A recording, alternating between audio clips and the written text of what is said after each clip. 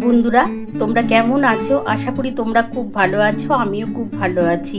আজকে তোমাদের আমি চিলি পনির করে দেখাচ্ছি। আর চিলি পনির করার জন্য আমি কি কি নিয়েছি দেখো। আমি চিলি পনির করার জন্য আমি কিন্তু পনির নিয়ে নিয়েছি। দেখো এই যে বন্ধুরা, আমি পনির নিয়ে নিয়েছি, কর্নফ্লাওয়ার আছে, পেঁয়াজ আছে, এই যে দেখো ডুমো ডুমো করে পেঁয়াজ কুচিয়ে নিয়েছি, আদা আছে, রসুন আছে, ক্যাপসিকাম আছে। তারপর কিভাবে করব তোমরা তো দেখতেই পাবে। বন্ধুরা, আমি মশলা কি বাটবো দেখে নাও। আদা রসুন আমি বেটে নিচ্ছি। এই যে আদা আর রসুনটা আমি বেটে নেবো। এর মধ্যে একটু জল দিয়ে আমি মশলাটা বেটে নিই। তারপরে আমি কর্নফ্লাওয়ারের মধ্যে একটু নুন, সামান্য একটু ঝাল লঙ্কার গুঁড়ো দিয়ে পনিরগুলোকে হালকা করে একটু ভেজে তুলে নেব। তারপর কিন্তু আমি রেসিপিটা করব। বন্ধুরা দেখো, চিলি পনির করার জন্য আমি কড়া বসিয়ে নিয়েছি, আর কড়ার মধ্যে আমার সাদা তেল দিয়ে দিয়েছি। এই পনিরটা কিন্তু সাদা তেলে করব। সাদা তেলে কিন্তু চিলি পনির টেস্টটা বেশি হয়। বন্ধুরা তোমরা দেখতে থাকো আমি কিভাবে করছি। আমি প্রথমে কিন্তু কর্নফ্লাওয়ারটা একটু গুলে নেবো, নুন দেবো, একটু ঝাল লঙ্কার গুঁড়ো দিয়ে পনিরগুলোকে হালকা করে ভেজে নেব। তারপরে কিন্তু আমি রেসিপিটা করছি। বন্ধুরা দেখো, আমার কিন্তু চিলি পনির করার জন্য কিন্তু আদা রসুন বাটা হয়ে গেছে, তোমরা দেখতে পাচ্ছ। বন্ধুরা আমি কিন্তু বেটে নিয়েছি। এবার বন্ধুরা দেখো, কর্নফ্লাওয়ারের মধ্যে আমি ঝাল লঙ্কার গুঁড়ো আর অল্প একটু নুন দিয়েছি, একটু জল দিয়ে এটা গুলে নেবো।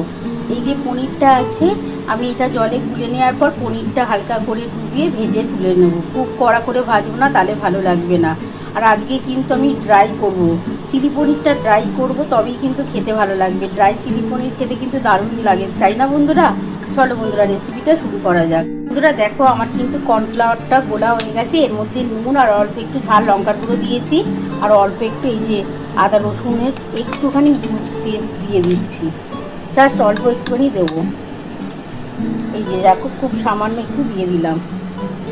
এবার এটা ভালো করে একটু তুলে নিই।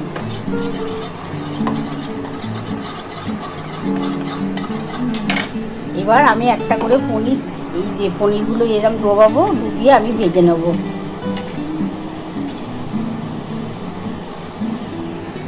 এদিকে দেখো বন্ধুরা, আমার তেল কিন্তু গরম হয়ে গেছে। এবার আমি কিন্তু একটা একটা করে ভেজে নিচ্ছি।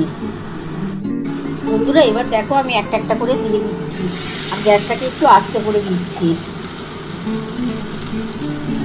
পনিরগুলো আমি একটু ভেজে নিই বন্ধুরা, তারপর আমি তোমাদের দেখাচ্ছি। খুব কড়া করে ভাজবো না, কড়া করে বেশি ভাজলে কিন্তু খেতে ভালো লাগবে না। আমি আগে এই কটা ভেজে নিই বন্ধুরা, তারপরে দেখো যেগুলো পড়ে থাকবে এই কটা আমি ভেজে তারপর তোমাদের দেখাচ্ছি।